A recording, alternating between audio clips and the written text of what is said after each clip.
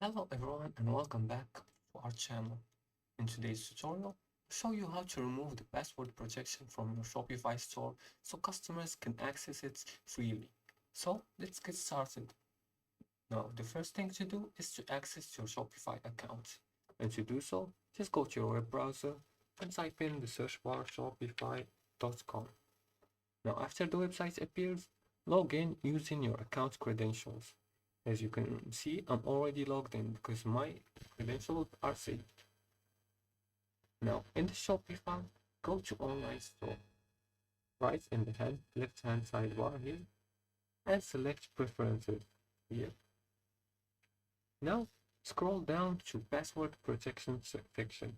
You will find title and meta description, social media sharing, Google Analytics, Facebook, and a lot of options, but we're interested in the password protection here.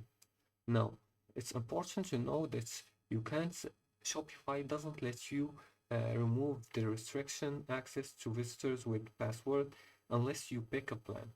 So to do so, you have to pay for it. Click on the pick up plan and choose the plan you want for your Shopify store. You can choose either basic or Shopify Advanced or Plus. Now, once you do that, go back to the password protection section here, and you'll uncheck this option right here next to the restrict access to visitors with the password. Once you uncheck it, your store won't need a password to access it. And once you're done doing that, you can even leave a message to your visitors from 0 to 5,000 characters you can use, and that's it.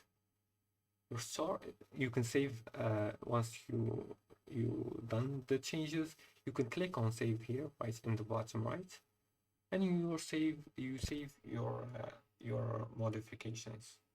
And that's all. Your store is now publicly accessible to customers. If you liked this video and found it helpful, please like and subscribe. And if you'd like more videos about Shopify, leave a comment below the video. Thanks for watching and see you again in the next tutorial.